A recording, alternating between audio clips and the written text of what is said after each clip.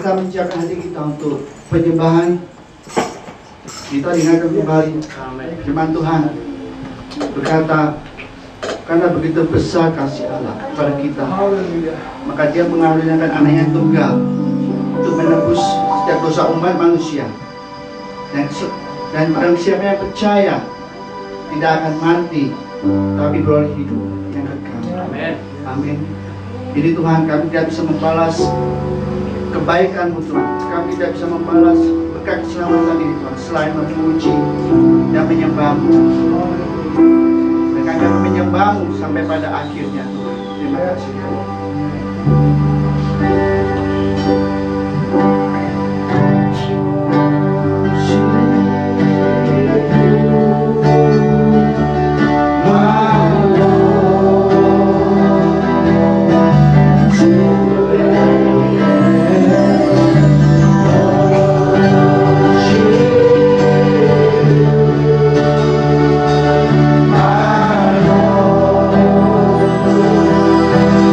Feel the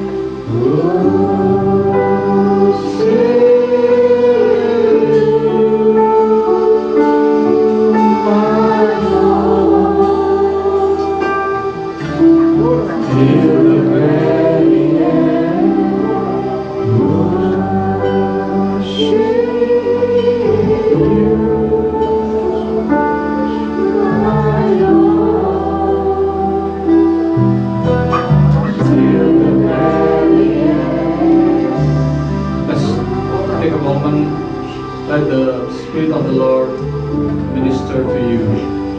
Izinkan Roh Tuhan melayani Anda bersama. Fokuskan hati Anda saat pada Tuhan. Fokuskan pada Tuhan. Jangan pikiran kita kemana-mana, tapi fokuskan pada Tuhan. Karena Tuhan ingin menjamah kita. Tuhan ingin melawat kehidupan kita. Kita sibuk selama 1 minggu. Kita banyak kegiatan, kita banyak kesibukan. Tapi pada pagi hari ini, fokuskan hatimu pada Tuhan. Karena Tuhan ingin menjamah, Tuhan ingin melawat, Tuhan ingin melayani Anda. Tuhan ingin menyegarkan. God want to refresh you. God want to refresh your spirit. God want to refresh your heart. God want to refresh your life, your soul, your mind, your strength.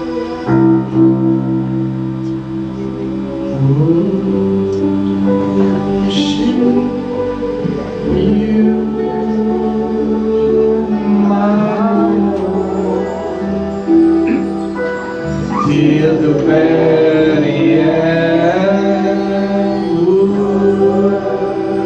save you, my Lord. Till the very end,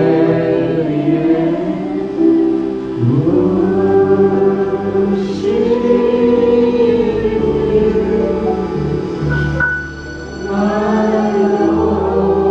my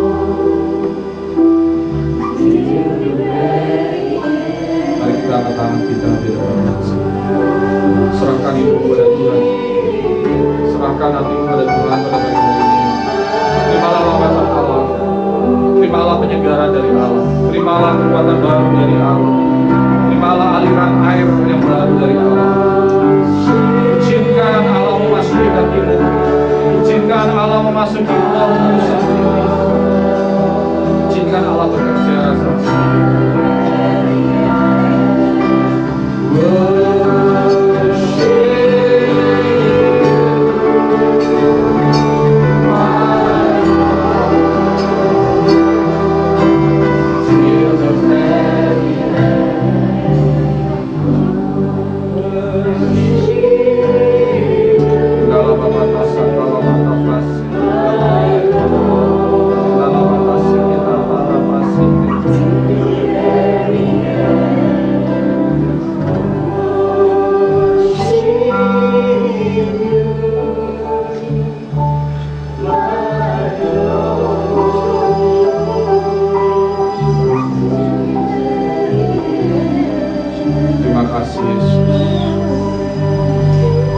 Tidak akan melewatkan satu orang pun terlewat dari jemaat pada pagi hari ini. Dari ujung depan sampai ujung paling belakang, Kau akan lawat secara khusus. Tuhan, lembutkan hati kami, Tuhan. Lembutkan pikiran kami, Tuhan. Lembutkan roh kami, Tuhan, untuk menerima setiap firman yang akan ditabur, ya Bapa. Tuhan, urapi bangku-bangku ini, Tuhan. Setiap bangku yang kami duduki, Bapa, Engkau akan menjamah setiap pribadi yang duduk di atasnya. Engkau akan melawat setiap pribadi, ya Tuhan, pada pagi hari ini, Tuhan. Karena kami percaya Roh-Mu itu dahsyat dan luar biasa. Roh-Mu tidak terkalahkan, dan Roh-Mu itu yang mengubah manusia, Bapa, menjadi ciptaan-Mu yang baru. Terima kasih, Tuhan. Sekali lagi kami menyerahkan roh, jiwa, tubuh kami, seluruh kehidupan kami ke dalam tangan-Mu, Tuhan. Pelihara terus supaya kami tidak kedapatan bercacat pada hari kedatangan-Mu, ya Tuhan. Terima kasih Bapa. Urapi hamba-Mu juga kami yang akan menyampaikan firman-Mu, Tuhan. Hanya firman-Mu saja biar disampaikan, ya Tuhan. Bukan pikiran manusia, tapi pikiran Roh Kudus yang akan menjamah kami semuanya, Tuhan. Terima kasih Bapa. Terpujilah nama-Mu di dalam nama Tuhan Yesus Kristus. Kami berdoa dan mengucap syukur. Kita yang siap untuk diberkati, katakan amin. Selamat duduk. God bless you.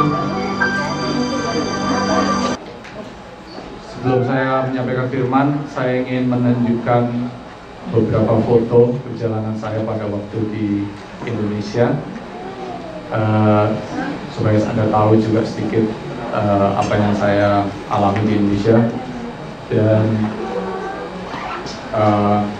nanti saya akan ceritakan sedikit tentang kisah-kisah yang ada di Indonesia. Tapi saya percaya Tuhan menuntun ya. Sekali lagi saya ucapkan terima kasih untuk doa-doa saudara selama saya melakukan perjalanan di Indonesia.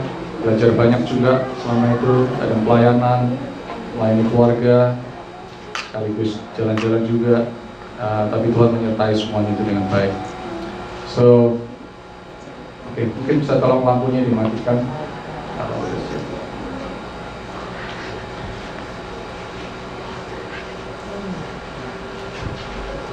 Ya, silakan di. Ini dalam perjalanan hari pertama kita menuju ke Tangerang karena konferensi yang sidang kaya kita waktu itu akan diadakan di Tangerang di Karawaci ya. Jadi kalau saudara dari Jakarta mungkin tahu di mana nih tempat tolnya ini. Terus, nah ini kita hotelnya kebetulan ditempatkan di daerah Serpong, Hotel Atria namanya. Kalau saudara tahu mungkin Serpong sekarang ada 3 bagian kalau nggak salah ya, ada BSD, ada Paramount Serpong, ada satu lagi. Besar sekali dan banyak sekali perkembangan di daerah Serpong, daerah Jakarta ini memang luar biasa negara kita ini. Terus ini World Conference di Lipo Karawaci, dihadiri dari delegasi kurang lebih 36 negara, ya semua pastor leaders dari IFGF Church di seluruh dunia. Jadi mereka banyak dapat kesempatan untuk bisa menghadiri acara di Lipo Karawaci. Terus, nah kalau saudara lihat itu logo baru kita. Jadi logo kita udah diganti.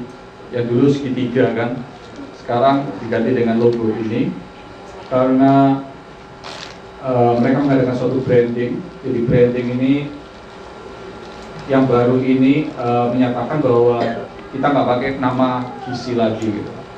Jadi di Indonesia tidak ada yang namanya Gizi.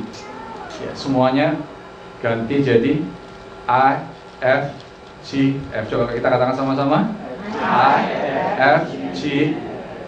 Kalau orang Indonesia bilangnya IFGF. Kalau kita yang benar pronunciasinya IFGF ya. Jadi kalau saudara ketemu dari saudara semua dari IFGF lain jangan salah pronunciasinya gitu. Jadi IFGF itu. Jadi cuma satu di seluruh dunia sekarang, hanya ini yang kita pakai. Jadi kita sedang diberikan materi-materi brandingnya untuk kita ganti semua logo-logo kita. Dan di panel itu ada beberapa orang, itu Pastor Budi Dayat yang sebelah kiri. Dia memberikan pertanggungan jawab karena sebagai presiden dia telah berakhir tahun 2013. Dan nanti yang menggantikan adalah Pak Suji Mintoro untuk periode berikutnya. Silakan terus. Ini teman baik saya dari Afrika, namanya Pastor Mambut. Ini yang menemani saya pada waktu di Afrika. Jadi dia juga datang. Dia yang menangani West Africa, koordinator dari IFGF West Africa. Jadi nanti kemungkinan akhir tahun ini saya akan pergi lagi ke sana, saudara bantu dalam doa.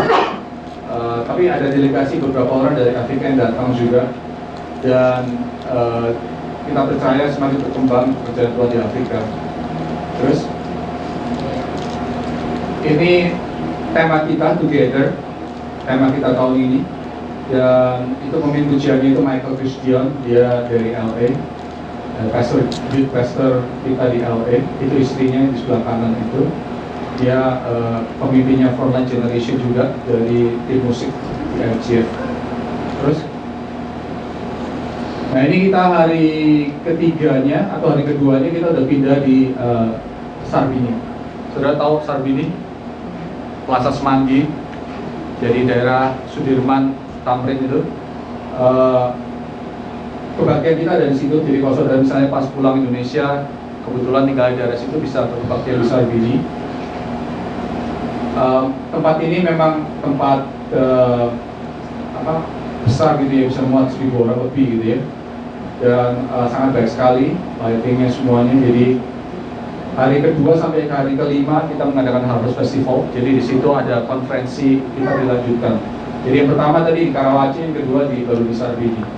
Terus, ini saudara kenal nggak orangnya itu? Itu Pastor Dhani Hanafi. Dia bawakan tentang tema Church for Everyone. Itu hampir sama seperti yang dia bawakan pada waktu di New York juga. Cuma sekarang dia bawakan di Indonesia. Ya. Terus, ini Casey Treat dari Seattle, salah satu pembicara kita. Dan dia bicara tentang vision. Whenever we are together, that is life. Terus, nah ini kumpulan pastor-pastor dari Afrika. Yang sebelah sini, yang ini. Saudara ingat beberapa bulan yang lalu kita kumpulkan uang untuk membantu suatu proyek di Afrika untuk tempat bikin roti. Saudara ingat? Itu pastornya, namanya Pastor Oliver. Jadi proyeknya udah jadi. Saya udah dikasih foto-fotonya, nanti akan saya update kalau ada waktu, saya akan tunjukkan juga. Itu yang kita support. Dan yang lain-lain ini dari berbagai macam bagian dari Afrika. Ada yang dari Tanzania, ada yang dari Goma, ada yang dari Liberia, dari berbagai macam tempat di Afrika. Jadi kita boleh bangga karena kita ada banyak gereja di Afrika yang kita bisa layani di sana. Yang paling ujung kiri itu Bapak Budi Untung namanya. Saya baru ketemu dia di sana juga, baru kenal dengan baik, yang saya kebetulan sekamar sama dia. Dia ini sekarang direkturnya World Harvest di Los Angeles. Jadi dia membantu untuk mengatur semua perjalanan misi. Gak taunya orang Surabaya juga, jadi kenal baik, tahu dengan teman-teman saya juga. Jadi kita banyak cerita-cerita dengan dia. Terus ini mungkin ada tahu ya, Pastor Abraham Yuwono udah pernah ke New York waktu itu beberapa tahun yang lalu. Istrinya Ibu Marta. Terus Pastor Henry, Ibu Lydia. Yang kanan suami istri itu Pastor Bungsu dari IFGF Batam, dari Pulau Batam. Terus Pastor Jimmy lagi membawakan tentang Operation 8. Saya ada bukunya, kalau saudara nanti mau pinjam boleh baca tentang beberapa soul yang dijelaskan. Itu tim pastoral dari Jakarta, campur juga ada Pastor Budi juga di sana. Dia lagi terangkan tentang Operation 8. Terus, nah ini kota Jakarta saudara. Siapa di sini dari Jakarta? Itu saudara lihat ya, ujungnya itu banyak asap tuh kelihatannya saudara. Rada-rada kabut gitu ya. Memang kayaknya banyak polusi gitu ya di sana itu. Kalau udah gak jauh gitu, ini daerah Serpong. Ini bukan daerah Sleepy ya kalau nggak salah, dari hotel yang kita foto gitu. Saya juga kurang tahu dari Jakarta, cukup besar. Terus ini Pastor Bonifacio dari Filipina, bagus sekali pengajarannya. Dia mengajarkan discipleship. Saya ada beli satu DVD-nya juga. Banyak sekali pengajaran dia berikan pada waktu itu. Terus, nah ini satu acara yang cukup menarik juga. Jadi beberapa pastor ini diwawancarai, yaitu pastor dengan anaknya, ya, pastor dengan anaknya. Kalau anaknya pendeta dibilangnya PK biasanya. Saudara tahu PK? Preacher Kids. Nah kalau di Indonesia itu banyak anaknya pendeta itu yang hidupnya nggak bener gitu. Artinya bapaknya jadi pendeta tapi anaknya itu nggak mengikuti, nggak melayani Tuhan. Nah di sini ditekankan bahwa meskipun bapaknya sibuk dalam pelayanan, tapi anak-anak ini juga harus jadi di dalam Tuhan. Dan ini luar biasa karena dari kesaksian anak-anaknya ini Pastor Fendi, ini anaknya Ashley dari California. Waktu saya meninggalkan California dia masih kecil saudara, 11 tahun yang lalu. Sekarang dia udah umur 19-20 gitu, baru lulus SMA. Tapi luar biasa karena saya follow dia di Facebook dan komen-komennya dia bisa khotbah very dynamic gitu, karena generasi muda ini kalau dipersiapkan luar biasa sebetulnya gitu. Yang paling kiri itu Pastor Somi, anaknya Kevin namanya, juga baru lulus college, tapi aktif sekali dalam melayani di Houston. Ashley melayani San Francisco. Terus ada juga sebelah kanan itu Pastor Hana yang wanita itu. Pastor Hana sebelum saya pulang sempat datang sini sekali ya, saudara tahu, tapi dia cepat-cepat pulang jadi nggak sempat ngobrol. Pastor Hana ini dia mengembalakan di Belesa kalau nggak salah ya, salah satu IGF di Jakarta. Dan itu anaknya juga baru lulus dari Ohio. Dan mereka ini semua anak-anaknya aktif melayani Tuhan. Ya, ini yang perlu difikirkan karena kemarin juga saya ngobrol. Sekarang kita generasi ini mulai naik ya, umur 40, 45, 50. Anak-anak kita mulai besar dan banyak sekali gereja yang terputus gapnya, ada gapnya gitu. Jadi anak-anaknya nggak melayani Tuhan lagi gitu. Orang tuanya aktif tapi anak-anaknya hilang katanya. Nah, kita nggak mau itu sampai terjadi, karena itu kita tekankan di IGF, anak-anak kita harus ada generasi penerusnya, harus ditekankan bagaimana mereka bisa tetap aktif melayani Tuhan. Terus, nah ini hebat saudara. Ada yang tahu nggak siapa ini? Ini pendeta kita di Cina, namanya Tawe. Namanya Tawe tapi orang Surabaya. Dia ini tidur cuma 3-4 jam sehari saudara. Dia melayani 5 kota di Cina. Ya. Saya ingat dia pernah kesaksian sama saya, katanya Sabtu Minggu dia harus layani pagi, layani di Beijing, sore di Shanghai. Itu jarak 6 jam kira-kira. Setiap minggu dia harus layani gitu. Jadi aktif sekali dia, dan gereja kita di China juga cukup berkembang. Ya, saudara kalau China bisa mampir ke gereja UGF juga. Terus, ini mungkin ada yang kenal.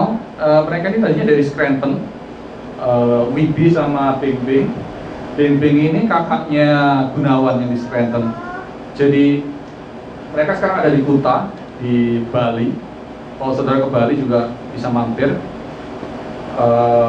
Bahkan suaminya ini juga bisa bantu untuk urusan tour segala macam kalau saudara perlu bantuan. Dan tadinya ada Filipus yang dengan di Kuta, tapi Filipus kembali ke Surabaya. Jadi akhirnya Bing Bing ini yang harus meneruskan membantu gereja di sana gitu. Jadi ini dulu saya kenal baik waktu di sini juga. Terus, nah ini waktu feature IGF leader. Ini waktu baru datang di Cengkareng, ya. Waktu baru datang, jadi saya kan pulang duluan. Seminggu kemudian mereka nyusul, ya. Buat yang kecil ini kan dia baru pertama kali datang gitu. Jadi langsung peringatan semua karena nggak biasa mungkin di Indonesia. But thank God everything went well. Jadi semua berjalan dengan baik. Okay. Teruskan. Nah, ini dalam perjalanan ke Surabaya. So they enjoy the flight, you know. All the kids enjoy the flight. So kita nggak ada masalah sama sekali. Anak-anak itu sangat suka sekali dalam pesawat. Terus, nah ini ada yang tahu di mana ini? Ini di kota Batu Malang. Ya, kan David katanya dari Batu ya. Saya itu agak kecewa saudara. Saya udah nggak ke kota Batu udah 30 tahun mungkin. Saya lagi cari satu tempat di mana saya dulu sering pergi. Vilanya itu ada, dulu ada satu kompleks gitu. Waktu saya ke sana ternyata udah nggak ada. Ternyata udah dibangun hotel ini gitu. Dan ini hotel mahal sekali saudara. Saya kurang lebih semalam bisa 2 juta ini kalau nginep di sini. Itu di Batu, kota kecil. Jadi Batu ini maju sekali udah, luar biasa kotanya. Di seberangnya hotel ini sekolah Alkitab. Kalau nggak salah di situ juga ada sekolah Alkitab Beci yang terkenal tuh yang dari gereja PDI. Oke, terus kan? Nah ini mungkin waktu itu Vena pernah sana ya. Ini namanya Batu Night Spectacular, BNS. Ada yang pernah sana? Cuman kalau Niko pernah ya, Ini luar biasa. Saya juga bingung saudara. Saya ke Batu itu cuma mau lihat villa saya yang lama udah nggak ada gitu. Tapi ternyata di sana itu banyak sekali perubahan. Jadi ini suatu kompleks di mana besar sekali ya, dipakai cuman isinya cuma lampu-lampu gitu. Berapa ratus hektar gitu ya. Ini di semua tuh hiburan semuanya gitu. Ini luar, ini 2 hari nggak habis gitu loh, saudara keliling di sini. Ini udah mulai mirip kayak Disneyland gitu di sana mungkin. Terus, ya ini ada menara Eiffel-nya segala macam. Bisa foto-foto. Ini ponakan saya, anaknya cucu saya. Ya beda berapa tahun sama Chloe. Dia baru lulus SMA juga. Terus, nah ini kenapa saya foto? Kalau New York apa namanya? Grand Apple kan? Kalau Malang Green Apple saudara. Saya tahu kan terkenal apelnya mungkin ya kali ya. Ini dari Malang Korea Menengah sih ya. Masih ingat mungkin? Oke, terus? Nah ini papanya Hanil. Kita sempat ketemu di Malang, diajak ke gerejanya, luar biasa gerejanya ini. Ya. Kita sempat diajak makan juga. Terus, nah ini saudara gerejanya. Ini katanya bisa muat sekitar 2.500 orang ya, betul ya Hanil ya? 2.500 orang. Jam berapa kalau doa Hanil? 4:30 pagi. Ya Hanil ngomel katanya kalau pulang diajak doa melulu katanya sama bapaknya. Ini dari depan, ya. Kalau mungkin ini gereja paling besar di Malang kali ya. Jadi luar biasa. Nanti kalau papanya Hanil datang sini ya bisa melayani kita juga. Sekali kita undang nanti. Tapi luar biasa di daerah Badieng ini tempatnya. Oke, terus. Nah, ini sisi lainnya dari Kota Batu, namanya Jati Park. Ini juga besar. Jadi saudara kalau ke sana saudara bisa main. Di sini ada kayak kebun binatang, ada kayak tempat mainan, kolam renang, seluncuran, semuanya ada di situ. Bahkan sampai museum. Yang saya heran museumnya itu bisa dibikin seperti museum di sini saudara, natural history itu di Batu juga nggak kalah saudara, bagus sekali museumnya, kualitasnya kualitas Amerika udah dahsyat Indonesia, tuh. Jadi jangan pikir Indonesia kita ini terbelakang, Indonesia kita ini udah hebat. Terus, nah ini ketemu sama Meda, sama mamanya David, pas di Surabaya, karena Meda waktu itu mau ke Batu, jadi dia pulang. Dari Samarinda dia terbang ke Surabaya, terus mau ke Batu. Jadi anaknya pas mau ulang tahun si Ray ya, namanya Ray. Oke, terus. Nah ini pada hari Minggunya kita beribadahnya bukan di IGF, kita membelot sedikit, kita ke City Blessing. Pastor Samuel ini juga teman saya dulu lama waktu di Fresno, gembala di City Blessing di Surabaya. Jadi saya kalau ke Surabaya memang ke City Blessing saudara gitu. Jadi itu istrinya Fanny, oleh dari Surabaya mungkin tahu toko kacamata Filin, Jalan Tunjungan, ini yang punya gitu, istrinya. Jadi kakak saya beribadah di sini, jadi kita kalau ke Surabaya biasanya mampir di sini gitu. Terus ini kakak saya yang kedua ini lahir baru, berapa bulan setelah saya lahir baru. Jadi saya sering suka kasih kesaksian waktu saya lahir baru, dia marah-marahin saya karena kita semuanya keluarga Katolik kuat sekali. Dia bilang, kamu ini jangan fanatik katanya, ngapain tiap hari baca Alkitab, berdoa ke gereja gitu. Saya dimarah-marahin, tapi saya tantang balik, kamu kenal sama Tuhan nggak? Gitu. Jadi nggak bisa jawab. Berapa minggu kemudian dia datang ke gereja terima Tuhan Yesus. Dan sampai hari ini 20 tahun sekian kemudian dia masih setia melayani Tuhan di Surabaya. Dan saya mengucap syukur karena dia boleh terus bertumbuh. Sebelah kirinya itu juga salah satu pelayan di City Blessing Surabaya. Terus ya mungkin sampai sini dulu supaya nggak terlalu panjang. Minggu depan saya akan tambahin lagi karena foto-fotonya banyak sekali, lebih dari 1000. Jadi kita nanti akan saya kasih lihat ada satu pelayanan di Medan, ada pelayanan di Cirebon. Tapi ini sekedar sedikit update untuk kita semuanya tentang perjalanan saya. Boleh berjalan dengan baik.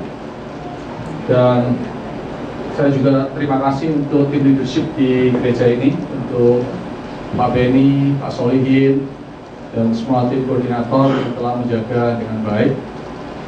Saya percaya jawabannya nggak ada yang hilang ya, semuanya masih lengkap. Jadi berikan tepuk tangan untuk mereka semuanya yang sudah mengatur dengan baik.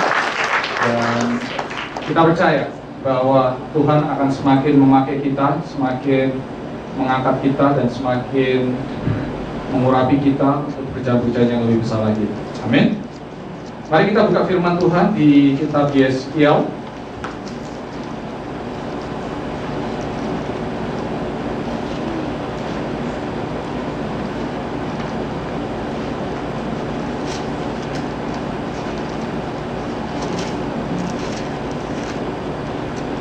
Kitab Yeskiel pasal yang ke-37.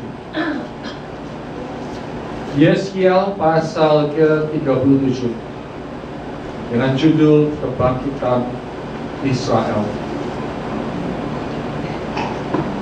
Berapa banyak di sini rindu untuk bangkit? Berapa banyak di sini rindu untuk dipakai Tuhan? Amin. Kalau udah dapat Yeskiel 37, kita akan baca bersama-sama ayat 1 sampai ayat ke-6. Yeskiel 37 ayat 1 sampai ayat 6. Kalau sudah dapat kita bagi berdiri, kita baca bersama-sama.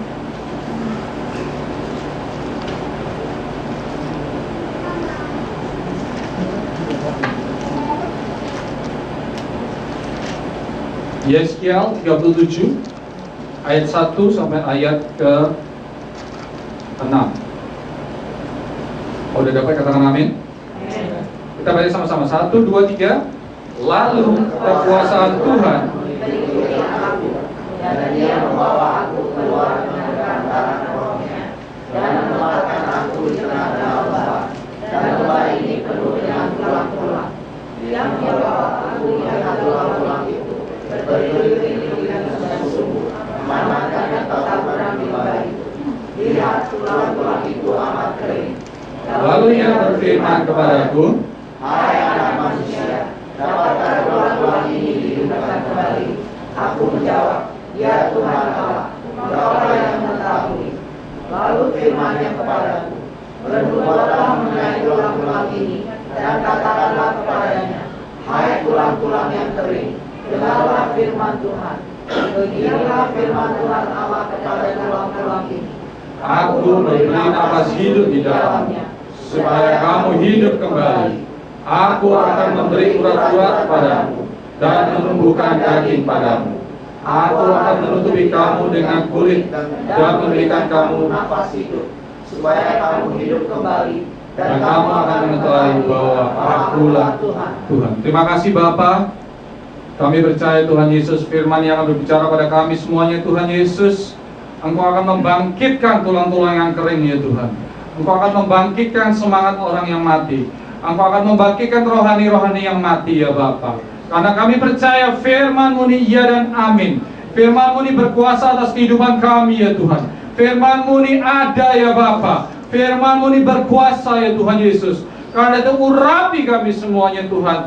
Urapi kami Tuhan. Mari kita pegang dahi kita saat ini. Kami minta di dalam nama Tuhan Yesus, urapi pikiran kami Tuhan saat ini. Urapi pikiran kami, supaya pikiran kami diubahkan sesuai dengan pikiran Kristus. Kita taruh tangan kita di dada kita. Mari urapi hati kami pada saat ini Tuhan Yesus. Urapi hati kami ya Bapa, supaya menjadi lembut dan siap untuk ditaburi oleh firman-Mu ya Tuhan. Terima kasih Bapa. Kami mengucap syukur atas kebaikan-Mu ini Tuhan. Karena kami percaya Engkau akan memberikan kepada kami firman-Mu, dan memberikan kepada kami sesuatu yang baru di dalam kehidupan kami. Terima kasih Bapa. Di dalam nama Tuhan Yesus Kristus. Haleluya. Amin. Amin. Silakan duduk.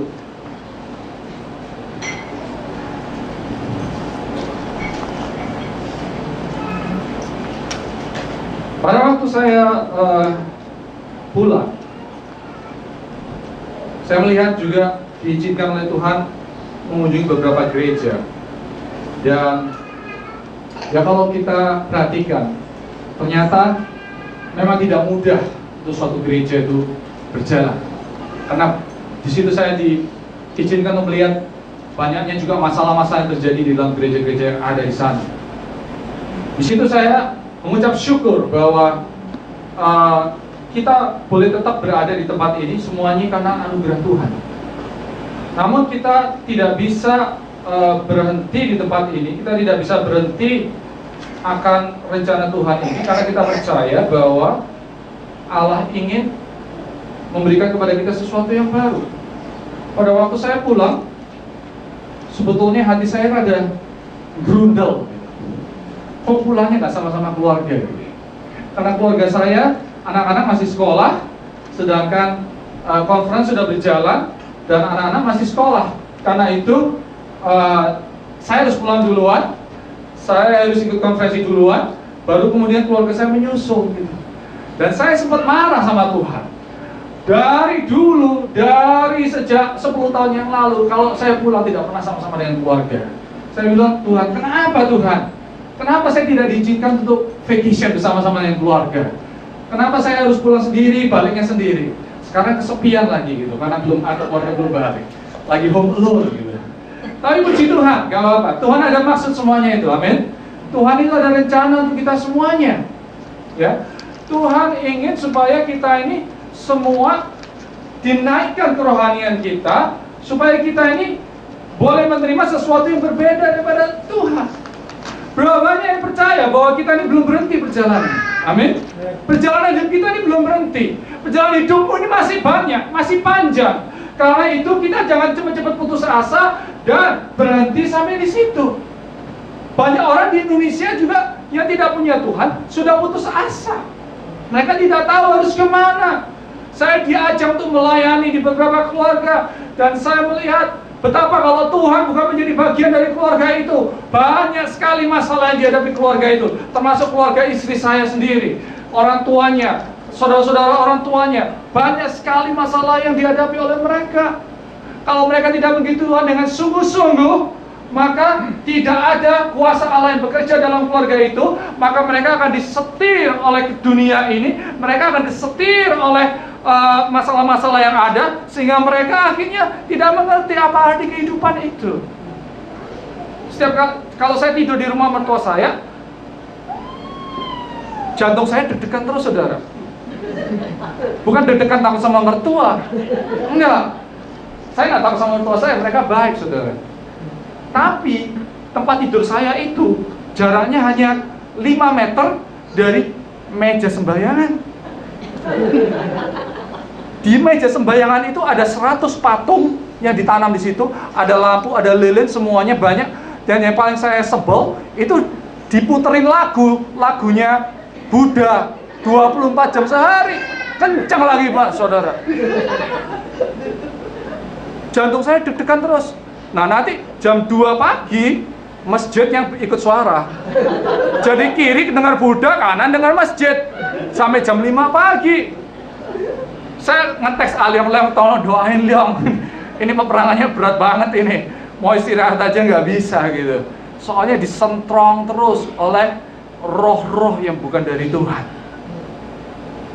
Ya, makanya banyak orang sulit untuk dimenangkan karena kuasa kegelapan itu begitu nyata di Indonesia itu. Saya ditunjukkan di Pantai Indah Kapuk. Ini loh anunya Lusenjian itu, tempatnya itu gedenya, saudara. Aduh, megahnya kayak istana gitu. Saya pikir, wow, pantesan pengikutnya banyak ya. Nggak main-main peperangan kita ini. Saya kemarin cerita berapa orang, waktu di Cirebon kita diajak melayani seseorang keluarga. Katanya nih, dia ini bosnya BCA. Wah, orang yang kaya sekali, saudara. Kaya apa yang nggak tahu. Orang kaya. Waktu saya masuk, saudara, ke dalam rumahnya, di rumahnya itu ada ATM, saudara. Serius, saudara. Serius. Di dalam rumahnya sebelahnya ada bank kecil, saudara. Di umur saya belum pernah lihat rumah orang ada banknya. Ini saking kayanya bank pribadinya dia mungkin di dalam rumah, saudara. Wah, saya mikir. Begitu saya masuk rumah, ruang tamunya memang besar sekali. Tapi di dalam ruang tamu jebret satu Dewi Kwan Im di depan. ini ukiran-ukiran China, ini batu giok, ini patung-patung, penuh pokoknya di dalam ruangan itu. Begitu masuk hati saya langsung dek gitu, langsung rohnya nggak enak sekali. Terus kita duduk ngobrol-ngobrol, baik loh, kita ngobrol bercanda, ngobrol-ngobrol sama keluarganya semua. But dalam hati saya pikir, orang ini mau percaya Tuhan Yesus enggak sih sebetulnya gitu kita layani. Tapi pendeta yang bawa saya bilang, oh dia udah terima Tuhan Yesus katanya, udah percaya sama Yesus. Oh haleluya. Saya dengerin aja pembicaraan mereka. Oh saya ngerti, mereka nih sebetulnya mau percaya cuman nggak ngerti gitu. Akhirnya saya interject, saya kasih firman Tuhan, saya doakan. Istrinya ini sakit sudah lama nggak sembuh-sembuh. Saudara, berapa banyak saudara percaya? Sekaya-kayanya saudara, kalau saudara sakit, dia mau punya berapa banyak uang, nggak bisa sembuh saudara. Dia mau keliling dunia, punya pesawat pribadi pun, kalau bukan Tuhan Yesus yang sembuhkan, dia nggak bisa sembuh. Amin. Saya nggak peduli bosnya BCA, bosnya ABC, bosnya CBA, whatever. Kalau nggak ada Yesus, tidak ada kemenangan. Amin. Kalau tidak ada Yesus, percuma hidup ini. Sakit penyakit, ketakutan, kekhawatiran menghantui kehidupan mereka. Saya langsung bilang sama istri, kamu percaya Yesus nggak? Kamu mau melepaskan segala sesuatu nggak untuk Yesus? Ya mau katanya. Tapi saya mau masuk langkah selanjutnya. Saya ditahan sama pendeta yang bawa saya. Udah katanya, nggak usah diteruskan katanya. Soalnya dia takut saudara. Orang kaya katanya. Udah jangan radikal. Loh, saya pikir ini orang udah sekarat loh. Minta disembuhkan loh. Waktu saya pulang sampai nangis, tolong doain lagi. Ya saya nggak tahu, saya udah mesti pergi nih katanya, disuruh pergi sama pendeta. See, that's the difference. Are you afraid of the wealth? Or are you afraid of God? Di situ perbedaannya saudara. Takut nanti hilang.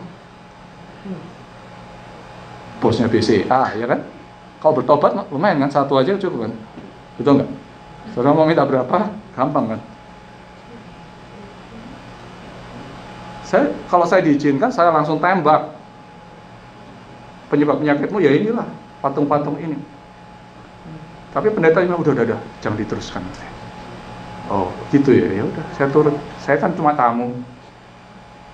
Saya pulang. Bahkan waktu makan saya ditegur. Jangan ini katanya, gini. Oh gitu ya rupanya. Pendeta Indonesia ini rupanya apa namanya? Takut gitu ya. Ya saya nggak tahu ya. Memang di Indonesia ini materi menguasai kehidupan. Saya diajak melayani suatu keluarga, dijemput. Waktu dijemput mobil kecil gitu ya, karena memang rumah istri saya itu kan masuk gang gitu, jadi jemput mobil kecil, macet ditambahin 2 jam. Sopirnya ditelepon sama ibunya.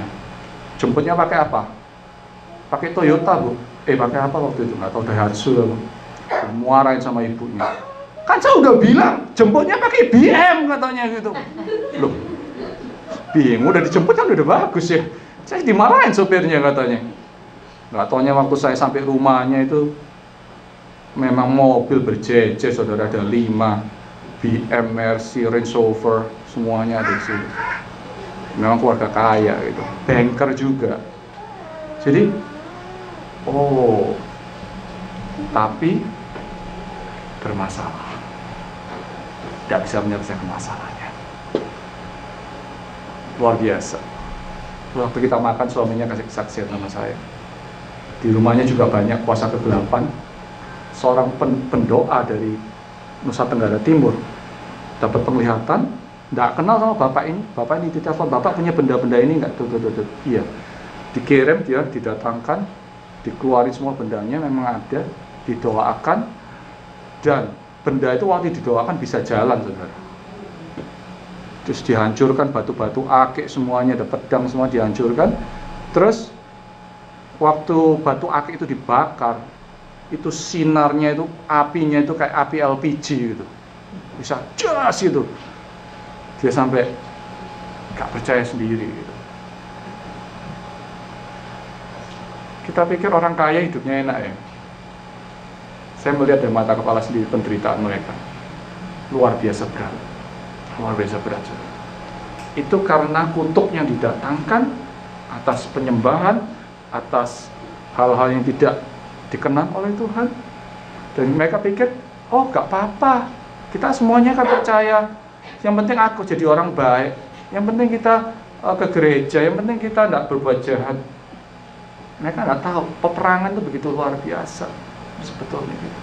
Keluarga istri saya dalam 1 tahun 3 orang meninggal, 3 orang meninggal dan tidak mengenal Tuhan. Nggak tua-tua juga, baru umur 50-an, 60-an gitu. Sakit udah lama, mati ya kan. Iblis nggak main-main. We are in the race. Saya percaya itu nggak? Kita ini dalam pertandingan, saudara. Kita kalah cepat ya hilang. Kalau saudara masih main-main dengan hidup ini, kita harus hati-hati. Iblis nggak main-main. Iblis mendatang untuk mencuri, membunuh dan membinasakan. Karena itu kita percaya umat Tuhan ini adalah saatnya untuk mengalami suatu kebangkitan. Mengalami suatu kebangkitan. Dan banyak, ini berbicara tentang orang Israel. Ini gak berbicara tentang dunia loh. Ini berbicara tentang orang Israel. Siapa orang Israel itu sebetulnya? Who are they? Siapa sebenarnya orang Israel rohani itu? Kita. We are. Kita nih loh orang Israel. Kita punya power enggak? Kita punya kuasa enggak dalam kehidupan ini? Ini yang disebut oleh Tuhan. Bahwa Dia membawa Nabi Yeskiel untuk melihat suatu daerah. Dan dikatakan di dalam daerah itu banyak diperlihatkan tulang-tulang yang kering. Ini suatu gambaran vision profetik di mana keadaan gereja seperti itu. Banyak gereja di mana-mana, banyak orang Kristen di mana-mana, tapi kita ini baik di mata Tuhan seperti tulang-tulang kering. Kehidupan kita kering. Rohani kita kering. Kita tidak punya kuasa, kita tidak punya roh Allah, kita tidak punya kehidupan yang benar. Roh Allah ini luar biasa. Dia roh pencipta dan dia rindu menjamah kita dengan rohnya. Dikatakan di sini, Ia membawa aku keluar dengan perantaraan rohnya dan menempatkan aku di tengah-tengah lembah. Dan lembah ini penuh dengan tulang-tulang. Orang yang tidak pernah bertemu dengan roh Allah, ya, orang yang tidak pernah bertemu dengan roh Allah, biasanya susah untuk berdoa, susah untuk baca firman Tuhan, susah untuk maju rohaninya. Saudara tidak usah angkat tangan, tidak usah jawab pertanyaan ini, tapi kira-kira saudara tahu siapa? Orang ini tidak bertemu dengan roh Allah, tidak berubah hidupnya. 20 tahun, 30 tahun dia ikut Tuhan, tidak akan pernah berubah hidupnya. Sama pasti. Karena roh Allah inilah yang menyebabkan kehidupan kita berubah. Roh Allah inilah yang membuat kita mempunyai nafas kehidupan. Dan di sini Allah ingin memberikan kepada kita suatu penglihatan yang membawa aku melihat tulang-tulang itu berkeliling. Dan sungguh amat banyak bertaburan di lembah itu. Lihatlah, tulang-tulang itu amat kering. Amat kering. Bapak Ibu Saudara, berapa banyak kita merasa kehidupan kita kering? Kita mungkin tinggal di New York, kita mungkin punya pekerjaan bagus, kita mungkin punya rumah, punya kaya, tapi kadang-kadang hati kita terasa kering. Kehidupan kita kering, tidak ada visi, tidak ada purpose, tidak ada tujuannya nyata.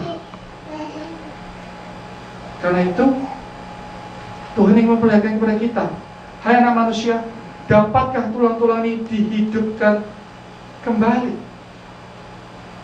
Kita mungkin dapat hidup secara rohani itu hanya karena roh Allah. Karena kita diciptakan dengan roh, dan hanya melalui roh itu kita dapat berhubungan dengan roh Allah.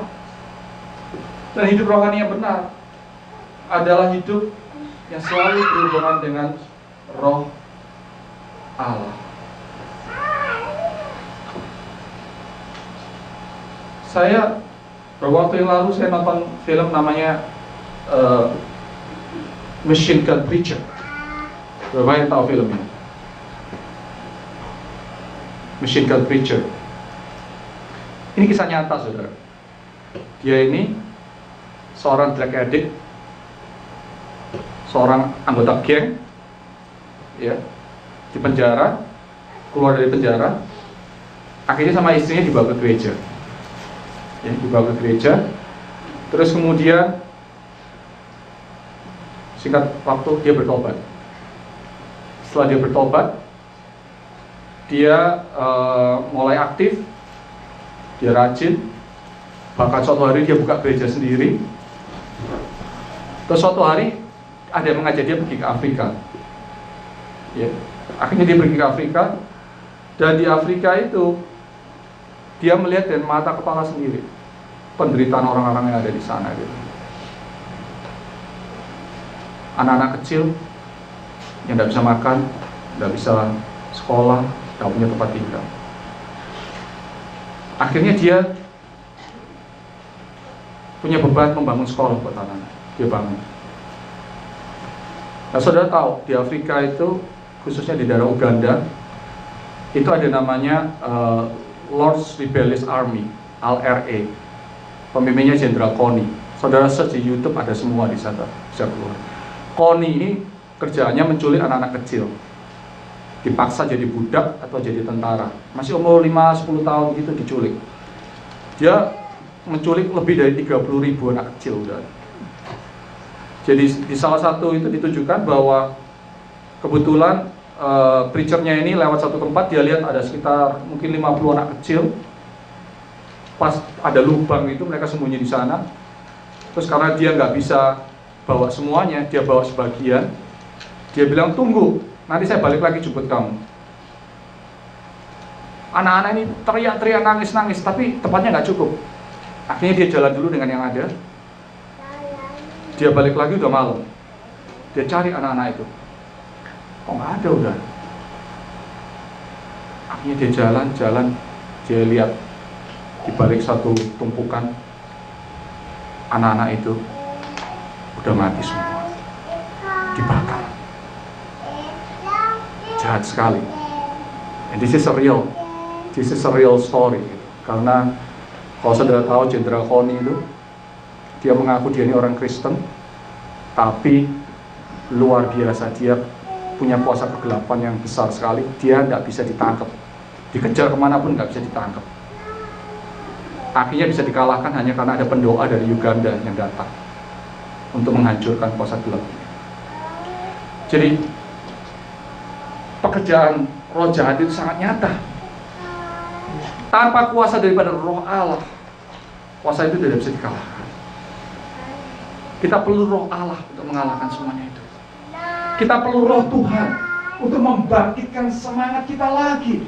Kita perlu roh Allah untuk membangkitkan kehidupan kita kembali.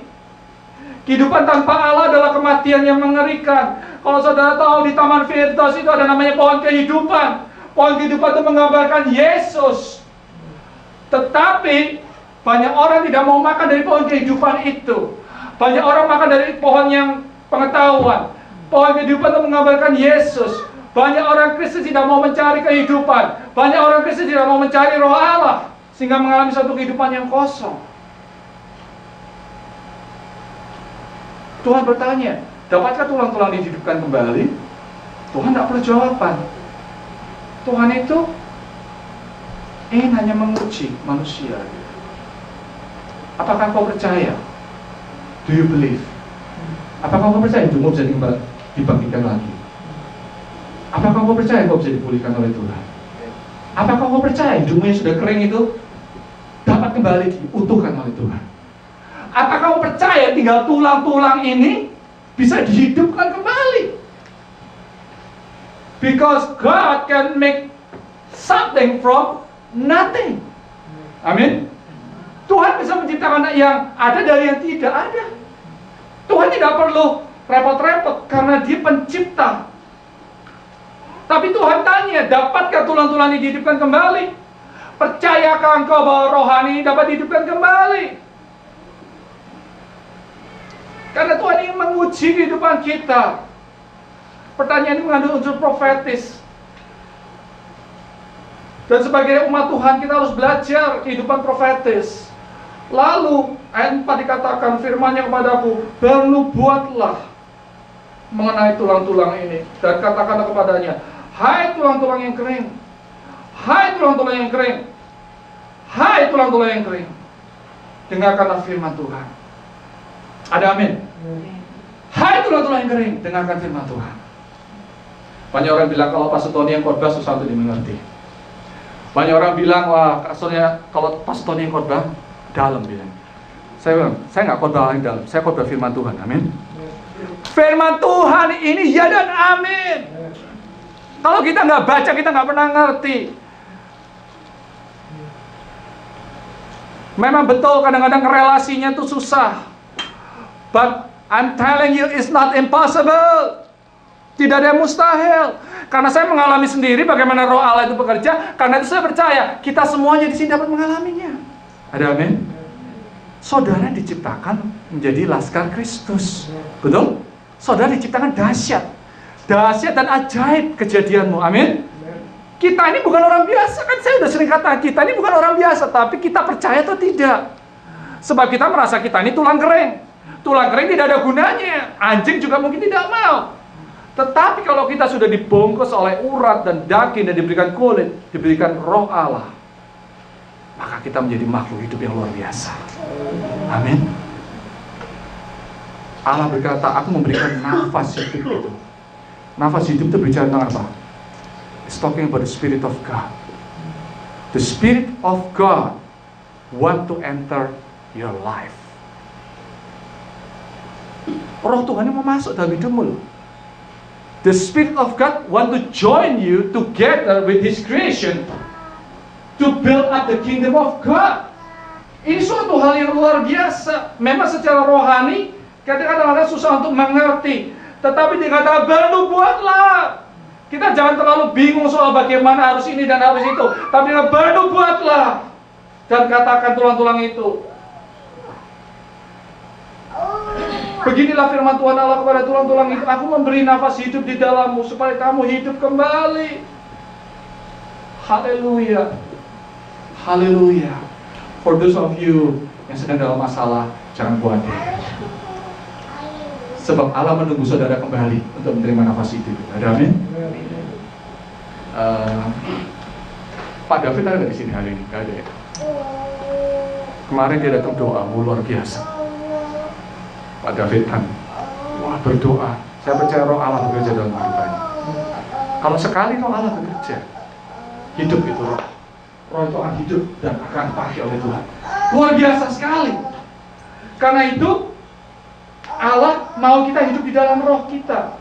Berfirman Allah kepada tulang-tulang ini, aku memberi nafas hidup di dalammu supaya kamu hidup kembali. Nafas hidup itu nafas hidup yang sama diberikan pada waktu Adam diciptakan.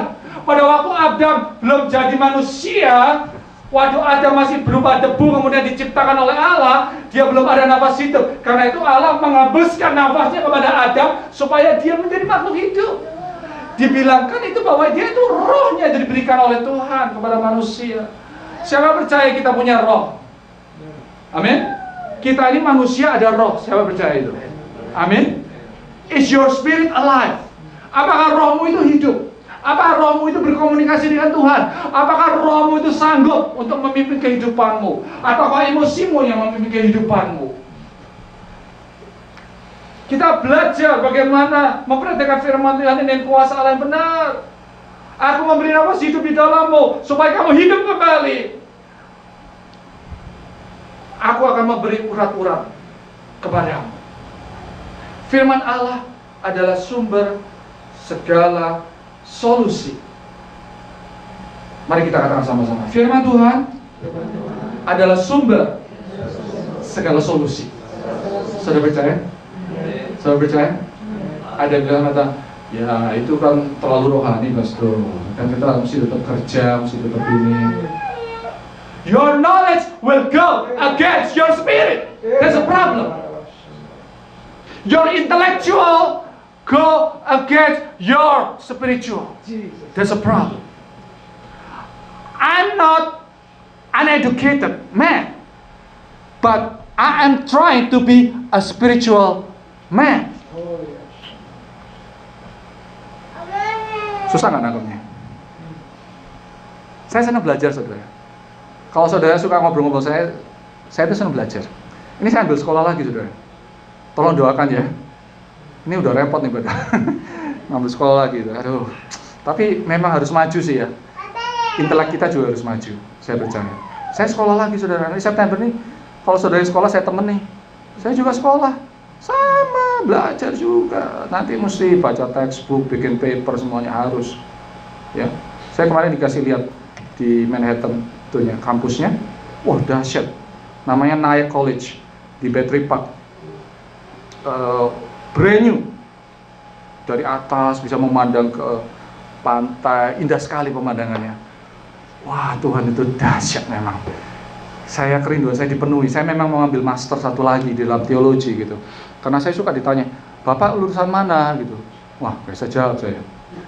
Memang dulu ngambil Bible College belum lulus, saudara. Jadi rada malu gitu. Saya ditanya, Bapak lulusan mana gitu. Kayaknya kok nggak mantep gitu ngomongnya gitu ya. Ya wis lah. Saya berkorban. Paling nggak nanti kalau ditanya saya bisa jawab gitu. Tapi saudara bantu, saudara. Soalnya ini nggak main-main, saudara. Kalau ngambil sekolah ini waktunya habis banyak. Ya, habis banyak. Jadi ya saya puji Tuhan, ada Pak Solihin, Pak Beni. Saya percaya nanti mereka bisa mengatur dengan baik. Haleluya. Saudara dukung dengan baik. Amin. Karena saya mau sekolah, mau belajar lagi, saudara, supaya lebih pintar, betul? Yes. Supaya lebih bisa diri ya tante ya. Yes. Because when you know more, then you can do more, right? Yes. Kalau Anda sekolah, Anda bisa melakukan yang lebih. Jadi sekolahlah yang baik. Kita nggak against sekolah kok. Sekolah itu baik kok. Knowledge is important, but spiritual is the best. Knowledge without spiritual is dead. Pohon pengetahuan tanpa pohon kehidupan mati. Makanya Adam mati. Knowledge without spirit is dead. Sehebat-hebatnya manusia tidak bisa melebihi Tuhan. Tidak mungkin melebihi Tuhan. Roh kita ini harus diselaraskan dengan keinginan Tuhan. Ini saya baca buku bagus, namanya saya dipinjam Pak Yamin, tentang doa, karangannya Witness Lee. Kita udah bikin fotokopinya. Saya minta yang mau belajar doa bisa minta fotokopinya sama Pak Yamin. Because waktu saya di pesawat yang saya baca itu dikatakan kenapa doanya banyak nggak dijawab? Because you don't understand about the Spirit of God. When you pray, you must pray from the Spirit of God out from you. Jadi roh Allah yang berdoa di dalam kamu, baru kamu keluarkan. Kalau kamu yang berdoa dengan intelektual, tidak akan terjadi apa-apa makanya. Nothing happen. Ya nanti terlalu dalam, nanti saya nggak mau terlalu dalam dulu soal itu. But kita kembali lagi ke sini. Allah ingin rohnya itu membangkitkan kita semuanya. Hai tulang-tulang yang kering, dengarlah firman Tuhan. Kalau hidupmu, spiritualmu kering, kalau rohmu kering, beginilah firman Tuhan kepada tulang-tulang ini, aku memberi nafas hidup di dalammu supaya kamu hidup kembali. Orang yang lahir baru itu mesti hidup kembali. The natural spiritual man itu nggak usah dipaksa untuk berdoa, saudara. Ada amin? Ada amin? Contoh misalnya sama Alyong ini, saya bilang, Leong jangan doa, dia nanti marah. Jangan mau, saudara. Dia sendirian, dia pasti doa. Ya, saya percaya itu rohnya lahir baru. Rindu untuk berdoa. Rindu untuk berdoa gitu. Ini saya contoh aja ya, saya nggak banding-bandingkan atau apa. But our natural man must be renewed by the spiritual man. Rohnya kita harus diperbarui dari hari ke hari. Kalau rumah tanggamu berantakan, berarti rohmu juga berantakan. Kalau keuanganmu berantakan, berarti rohmu juga berantakan. Kalau kesehatanmu berantakan, berarti rohmu juga berantakan. Setuju nggak? Dicek rohnya dulu. Karena rohnya benar, kehidupanmu pasti benar.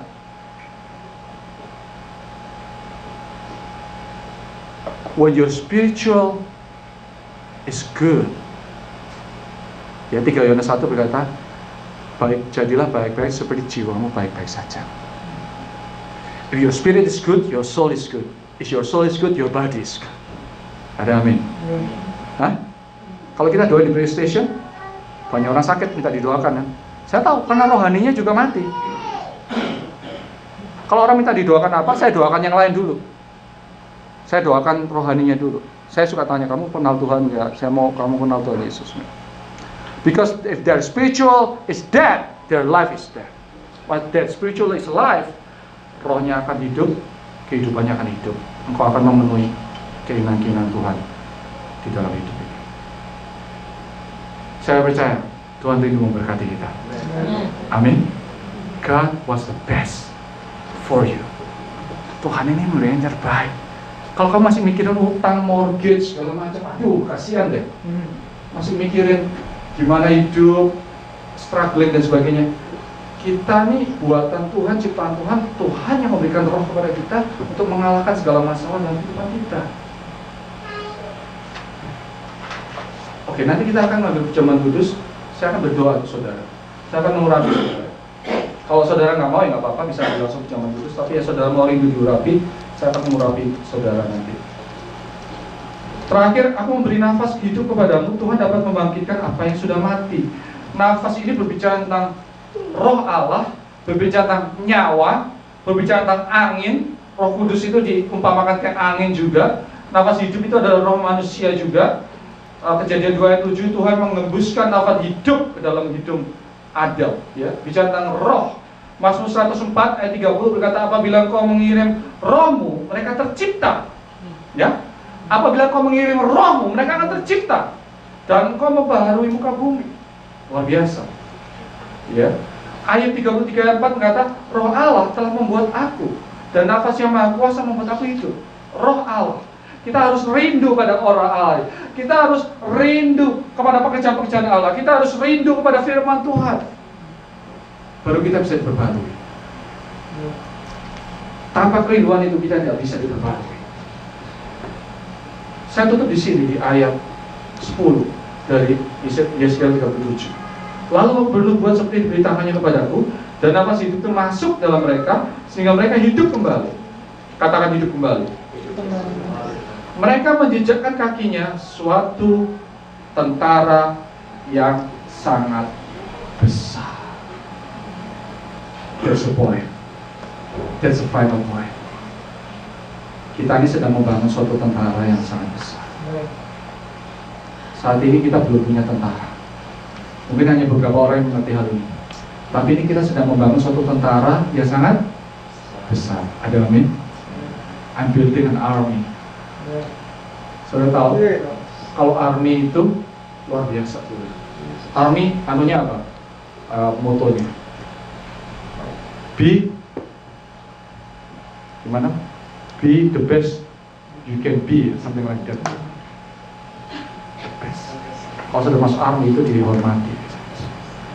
Navy, army itu suatu kumpulan tentara yang tangguh, kuat, bersatu, satu tujuan, satu visi, ada ketaatan dan ada direksi yang jelas.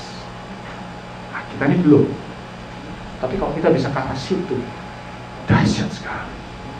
Kalau setiap orang di ruangan ini dipenuhi oleh roh Allah, saudara, you cannot imagine what you can do. You cannot imagine what you can do. Huge. Huge. Besar sekali. Rasul Paulus satu orang dipenuhi oleh roh Allah, dia dapat mengubah dunia. Just one person. How about you and me? Kami tadi ditemui orang Allah. Betapa luar biasa. Daniel, Musa, David, Joshua dipenuhi orang Allah. Pada zamannya mereka melakukan pekerjaan-pekerjaan yang luar biasa besar. Together, bersama-sama, sebagai satu laskar Kristus, kita dapat melakukan hal yang besar. So what are you busy with? Apa yang sedang engkau sibuk sekarang ini? Apakah engkau sudah mulai memfokuskan kehidupanmu pada hal-hal rohani? Apakah engkau sudah mulai menaruh pikiranmu pada hal rohani, atau engkau masih sibuk dengan pekerjaan, dengan hal jasmani, hal-hal yang memenuhi keinginan daging, hal-hal yang memenuhi hawa nafsu, hal-hal yang memenuhi segala keinginan duniawi? Are you busy with that, or are you busy with spiritual thing? What are you busy with?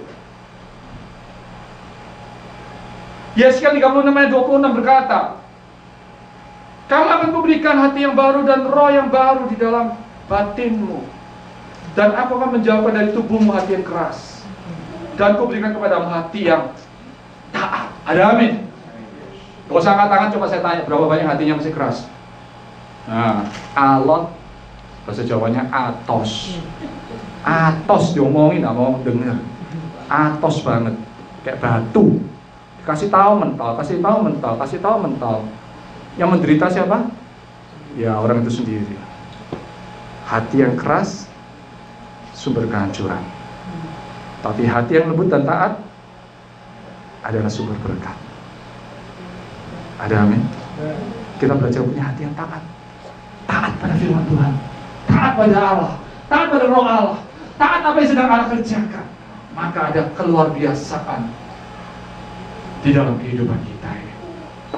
Saya boleh panggil pemain musik bisa maju depan. Pada waktu Allah merestorasi bangsa Israel sedang dalam keadaan porak-poranda, hancur. Bangsa Israel tidak punya harapan, tidak punya kekuatan, tidak punya daya. Tapi Allah berjanji, Dia akan memulihkan. Dia akan memulihkan. Dan bangsa Israel hancur bukan karena bangsa Israel tidak mampu, tapi karena bangsa Israel meninggalkan Tuhan. Sewaktu kita meninggalkan Tuhan, hidup kita masih hancur, hidup kita masih banyak masalah. Tapi waktu kita kembali pada Tuhan, maka Tuhan akan berjanji memulihkan masalah itu. Tapi kita harus punya hati yang taat kepada Tuhan. Haleluya. Terima kasih Bapa. Terima kasih Tuhan Yesus. Kami percaya, kami hanya taat pada firman-Mu Tuhan. Urapi hati kami Tuhan, urapi roh kami. Berikan roh yang taat pada saat ini. Jauhkan dari kami roh yang keras, roh yang sombong.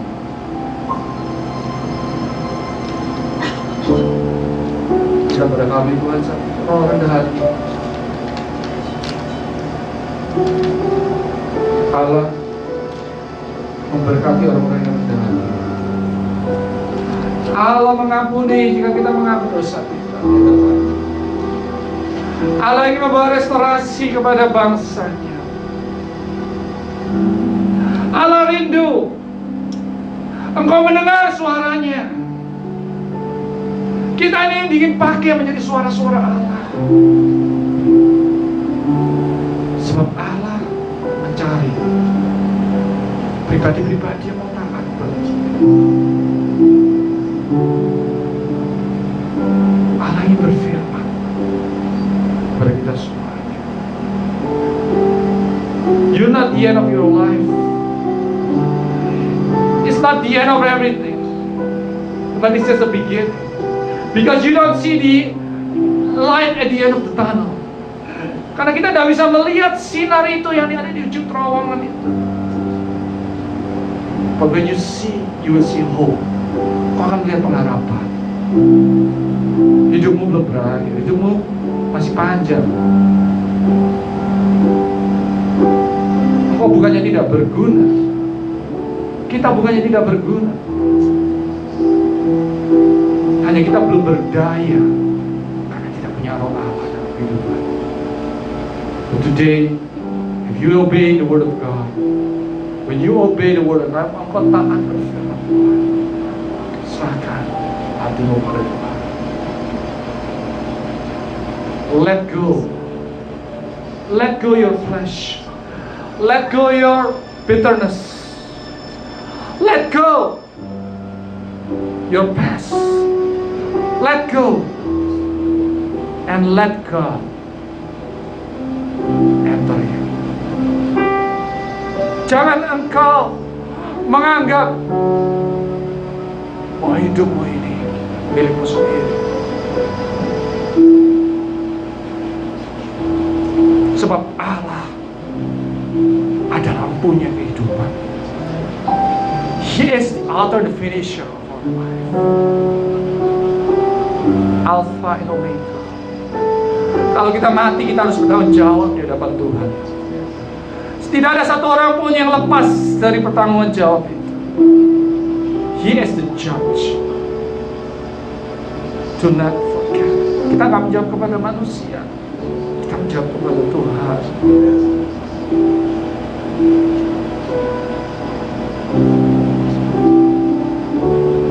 Rendahkan hatimu. Ikutilah. Belajarlah mengikuti apa yang Tuhan kehendaki dalam hidup. Jangan sampai kita menjadi seperti bangsa Israel yang tegak tengkuk.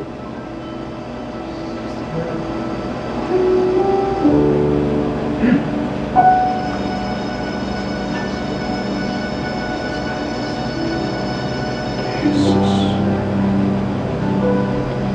Haleluya.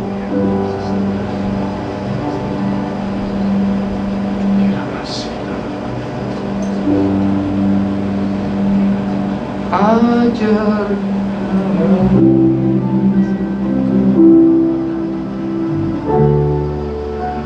menghitung hari-hari agar kami beroleh hati bijaksana.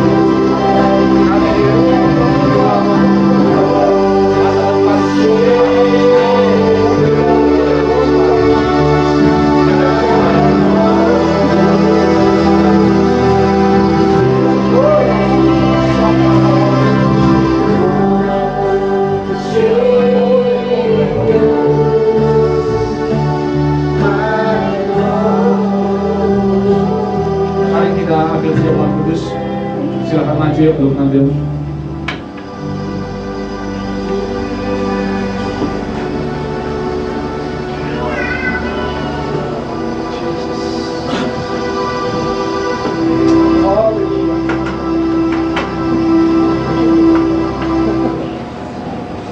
Terima kasih Bapak untuk roti ini yang begitu berharga di matamu, karena tubuhmu. Kami mau bersekutu dengan tubuhmu pada saat ini Tuhan. Dengan ini melambangkan bahwa kami setuju ya Bapak. Kami tinggal dalam Kau dan Kau tinggal di dalam kami Tuhan. Biarlah firman-Mu itu tinggal dalam kehidupan kami Tuhan. Dan biarlah kami tinggal di dalam firman-Mu ya Bapak. Sehingga firman-Mu itu memuduskan kami. Firman-Mu membersihkan kami kembali ya Bapak.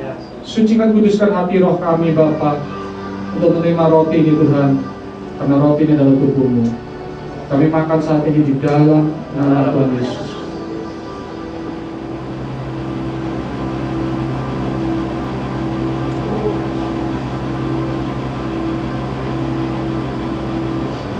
Terima kasih Bapak. Kami percaya Pujaman Kudus membawa kuasa yang luar biasa. Sakit penyakit akan disembuhkan. Sakit hati akan disembuhkan. Di dalam nama Tuhan Yesus. Darah-Mu ini akan membersihkan hati kami kembali. Kami tidak lagi mau mengingat-ingat lagi Tuhan. Kami mau maju Bapak. Dengan roh yang baru. Tuhan tolong kebungkus firman kami. Untuk bungkus umat-Mu Tuhan. Pulihkanlah segala hubungan Tuhan, relationship, hubungan kami dengan sesama, hubungan kami dengan keluarga, hubungan kami dengan Engkau ya Tuhan. Engkau pulihkan. Bila kuasa darah-Mu membasuh seluruh jiwa kami. Kami minta di dalam nama Tuhan Yesus.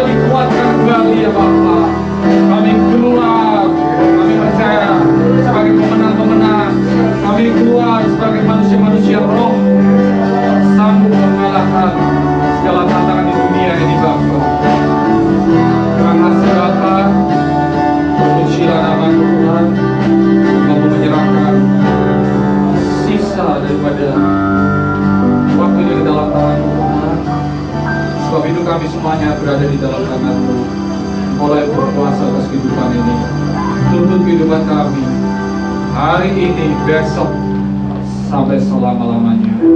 Terima kasih Bapa di surga, Engkau Allah yang baik. Kita beri kemuliaan yang meriah sekali buat Tuhan. Haleluya.